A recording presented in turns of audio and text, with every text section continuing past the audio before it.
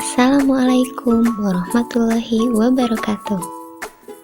Selamat bergabung kembali di video pembelajaran biologi kelas 10. Masih di modul 1 ya, tapi part 2 mengenai metode ilmiah bersama saya, Resa Andriani.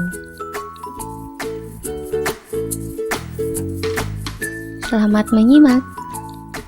Teman-teman, tahukah kita bahwa manusia diciptakan dengan rasa ingin tahu yang tinggi?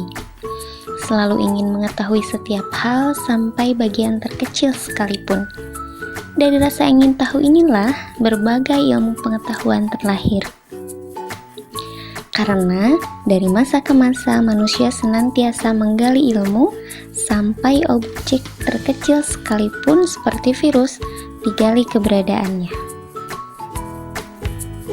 Setiap disiplin ilmu yang ada saat ini digali dengan suatu pendekatan ilmiah yang kita kenal dengan metode ilmiah, yakni suatu prosedur atau langkah yang sistematis dalam melaksanakan suatu proyek ilmiah atau science project. Itulah metode ilmiah. Nah, pada kesempatan kali ini kita akan membahas tentang metode ilmiah.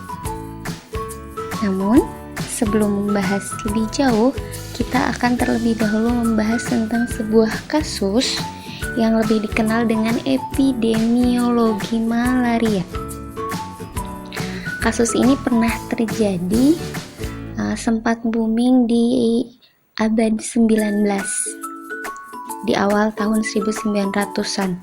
Kasus malaria ini meledak. Marilah kita berimajinasi sesaat seolah kita hidup di zaman itu. Maka, hal yang pertama yang akan kita lakukan adalah menentukan pokok permasalahannya, yakni penyakit malaria, di mana hampir sebagian besar masyarakatnya menderita demam sampai bintik-bintik merah, bahkan ada yang sampai meninggal. Oke, di tahap berikutnya kita akan menentukan rumusan masalah. Berupa sebuah kalimat pertanyaan. Kalau dari kasus malaria ini berarti rumusan masalahnya adalah apakah penyebab penyakit malaria? Jadi akan dicari ini apa sih penyebabnya? Ini rumusan masalah kita.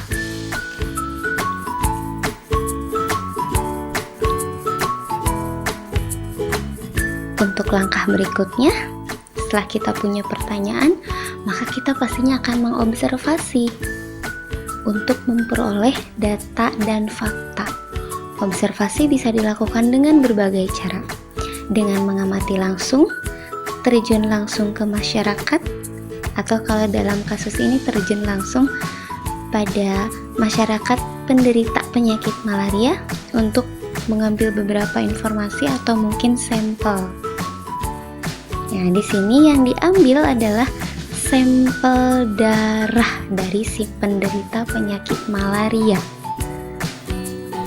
Sampel darah ini kemudian dibawa ke laboratorium untuk dilihat. Nah, dengan menggunakan mikroskop, ternyata hasilnya berbeda antara sel darah orang yang sehat dengan orang yang sakit tadi. Di mana pada orang yang sakit, di dalam sel darah merahnya terdapat bentuk yang mirip dengan struktur cincin. Nah, dari sanalah muncul keanehan dari si peneliti. Ada pertanyaan lebih lanjut lagi.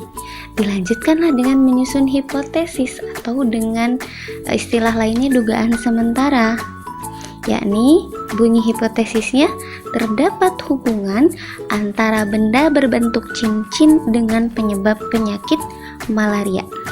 Nah, itu hipotesisnya. Dilanjutkan dengan melakukan eksperimen. Benar nggak sih cincin tadi itu adalah penyebab sakit? Maka caranya adalah dengan menyuntikkan darah si orang sakit ke orang yang sehat. Itu eksperimen yang dilakukan. Kemudian diamati hasilnya. Ternyata hasil pengamatan si orang sehat tadi jadi sakit setelah beberapa saat disuntikan darah orang sakitnya. Dan setelah dilihat di bawah mikroskop, analisis data hasil eksperimen yang menunjukkan orang sehat tadi jadi memiliki cincin di sel darah merahnya.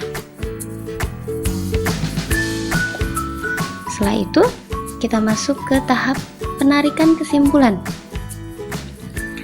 Nah, di mana didapat kesimpulan bahwa penyebab penyakit malaria ini adalah benda seperti cincin tadi yang terdapat dalam darah penderita penyakit malaria. Dengan kata lain, hipotesisnya diterima. Nah, yang kita barusan bahas ini ternyata adalah hasil penelitian dari Charles Louis Alphonse Laverna.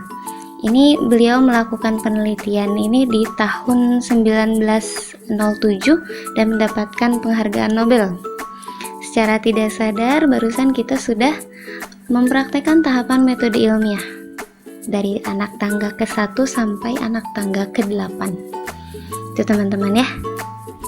Oke, kembali lagi ke pemisalan yang tadi. Ternyata secara tidak langsung juga kita sudah belajar variabel penelitian. Gimana? Yang pertama ada variabel bebas, dia sifatnya mempengaruhi.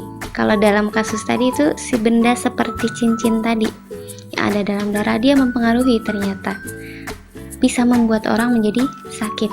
Maka si cincin tadi termasuk ke dalam jenis variabel bebas. Yang kedua ada variabel terikat, dia sifatnya dipengaruhi. Dalam hal ini penelitian yang tadi, maka yang bertindak sebagai variabel terikatnya adalah orang sehat yang disuntik dari darah orang yang sakit. Dia dipengaruhi. Yang asalnya sehat dipengaruhi oleh si cincin, kemudian jadi sakit. Maka si orang itu termasuk variabel terikat. Yang ketiga ada variabel kontrol. Ini adalah variabel atau komponen yang dibuat sama. Jadi orang-orang yang dipakai untuk penelitian ini usianya, jenis kelaminnya, sumber darah dari penderita yang dibuat sama. Itu teman-teman yang bisa saya jelaskan. Semoga bermanfaat. Mohon maaf apabila penjelasannya terlalu tergesa-gesa atau kurang jelas. Billahi taufiq wal hidayah. Assalamualaikum.